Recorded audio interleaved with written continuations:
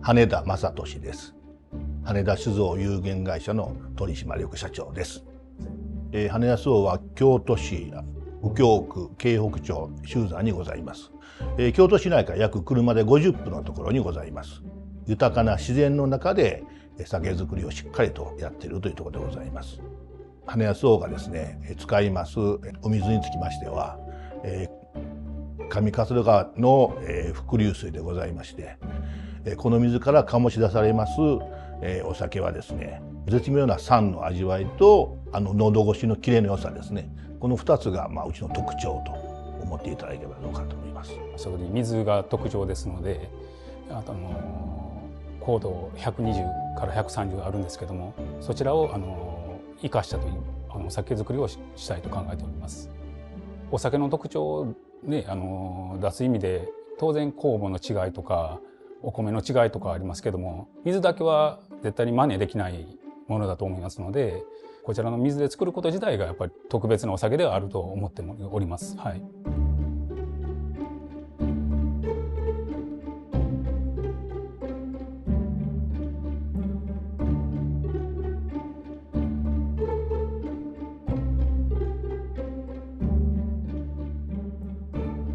一番最初のね、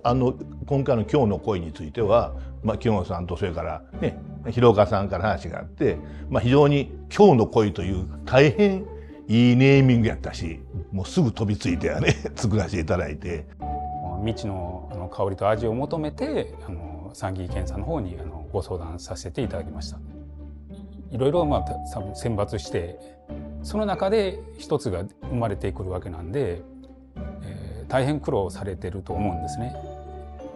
思いといいますかね、開発者の皆さんの思いっていうのもやっぱり受け止めて作ってるつもりでいます。はい。出来上がったらものすごいいい酒になってて、うちにない香りと味になったので、もうすごく感動してですね、やらせていただいたというのは、それはもうすごいありがたかったなという気がしますね。それまでにあった酵母もいろいろ紹介したんですけど、もうそうじゃないなんか全然違う酵母を使いたいっていうご希望もあって、もうならやりますかとならやりますか、まずは試験っていうので終わる予定だったんですけど、出来上がりました、一緒に聞き酒しましょうって言って蔵元に行かしてもらって、社長羽田社長と、原田製造部長とで私と、上司の広岡も交えて聞き酒したところ、蔵元さんの方の反応がすごくって、もう全然違うと、今までの羽田の酒とは全然違うで、しかもすごく美味しいってもうすごく盛り上がって、今日でももうそこで社長の一声で、これはちょっとテスト販売もしよう、このままでいこう。多分その中で一番びっくりしたのは多分原田製造部長だったと思いますけどやっぱり米と酵母の相性ですねをやっぱり探求していきたいなというふうに思っております。や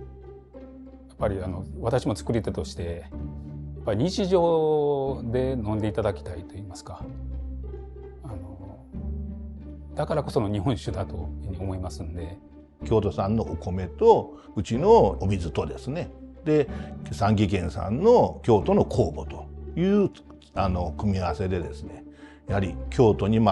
根ざした日本酒を作っていきたいというのがありますので、たくさん5つやのうて6つでも7つでも三義軒さんで酵母を作っていただいてやっていただければ、また楽しいバラエティーさんがね出てくるんじゃないかという気がしますね。